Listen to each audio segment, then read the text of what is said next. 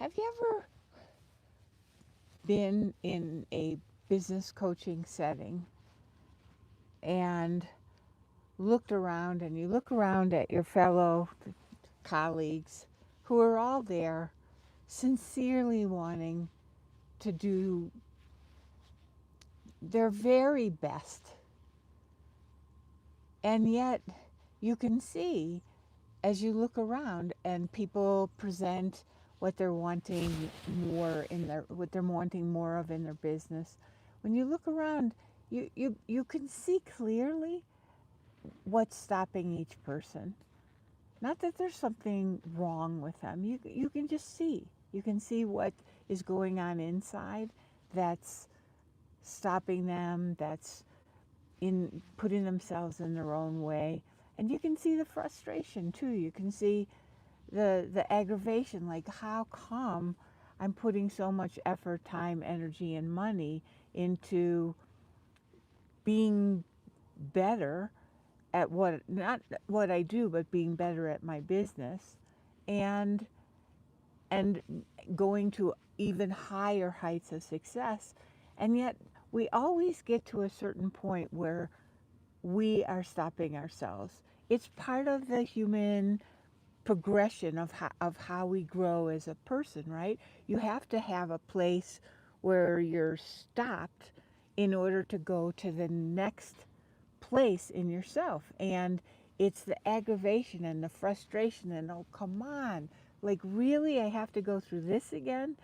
That, like, when you're so frigging tired of it, and when you're working so hard, and you also know that you're the mainstay of your family, probably in terms of money, and probably in terms of emotional support or wisdom. And you take this on, and you take it on beautifully, and yet it weighs. It's hard. It's the burden you want. It's the choice that you've made. It's who you are, and yet you can't do all these. You can't juggle all these balls. You can't really excel and feel great about yourself all the time. That's not humanly possible. And it's heavy. It feels heavy on you. I know that. And I know this from myself, and I know from the women I work with. We're the ones that people rely on, and we rely on ourselves. And then it just comes to a point where it's not feeling good. It's not feeling right. There's too much effort, too much energy, not enough coming back, and a lot of frustration and aggravation about, well, so what do I do differently? And this is what I've seen when I've been a member of of business coaching communities. And I see it's very obvious when you're looking at somebody else. It's a lot harder when you're looking at yourself. But it's helpful to take it in. Oh, well, that person says they want to grow, but they're not doing the steps to grow, or they want to grow, and yet there's something, the aggravation and the frustration about not moving faster, going beyond the heights they've already reached, where it just feels like, I can see why she's not moving, despite the fact that she wants to. And then we have, on top of that, we have the kind of common wisdom, which is people tell us to change our mindset and to feel differently. And I don't know about you, but I really don't like it when people talk to me that way. If I could have changed my mindset, I would have. Changing your mindset, if you really, really want to change the way you think, is not a process of simply saying, okay, I'll think differently, because that's superficial, right? And it feels superficial. And if you're someone who honors depth and appreciates depth, which I imagine you are, or you wouldn't still be here, then then you know that you can't. That you don't want that just surface level change. You don't want, oh yeah, yeah, I'll think that, I'll feel that. It's got to reverberate inside. It's got to move. It's got to move you. It's got to like land in you. It's got to show on your face. And the way you carry yourself.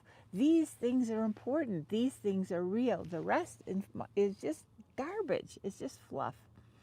So the most women are given, most people are given those kinds of, especially now, right in 2026, people are just given those kinds of glib, change your mindset, think differently.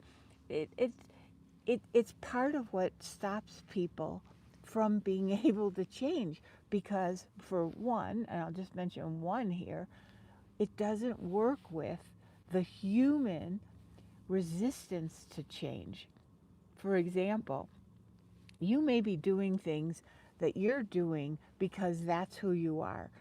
You're the major breadwinner in the family. You're the emotional support for the family. Yeah, you get tired, and it's also who you are. So when some well meaning person, whether it's a friend or somebody you hire, tells you to stop that, are they really honoring the complicated woman that you are? I don't think so. And so when you look at someone and you see they're frustrated, or you look in the mirror and you feel, oh, I'm so aggravated, I'm so frigging tired of not feeling satisfied despite all that I'm doing in the world and doing well, just maybe think about that the common wisdom, the common advice that you're being given is part of the problem. It's not that people aren't well meaning, it's that they really don't, most people don't actually believe or even know that you can truly change. The change is actually possible. It's work. And you can, and I see it all the time, every single day in my practice. You can stop the patterns, not just stop your patterns, because that's also in a way superficial. Not just stop your patterns, but release the part of you that's underneath those patterns and why the patterns still exist, because they're a blinking signpost. Here's where you can go, and here's where you can make a difference. Here's where you can intervene. Come here. This is a place that hurts, but right here, right underneath, there is so much gold. So much of you is there, ready to come forward. And then, like, yesterday I was working with someone, and she works in a really stressful, high pressure job, and it was showing on her, and in that moment as we were talking on Zoom, and and we worked on something very deep, and afterwards it was like her cheeks had a different shape, her face had a different shape, her eyes were so soft, and I had her look at herself on Zoom, and so she could see it, and she could see it, she could actually see it and take it in, and she said, yeah, she says, I see it and I feel so different. That's what happens when you work deeply in a real way, and you, instead of avoiding what is there as a gift for you, which is the resistance. I know that sounds strange, but it's true. Instead of trying to fight against it, letting it lead you to the very, very place inside yourself that's standing there with hands open and saying, here, here, here, I have a gift for you. Because that's exactly what it is. All right. I will see you next week. Bye for now.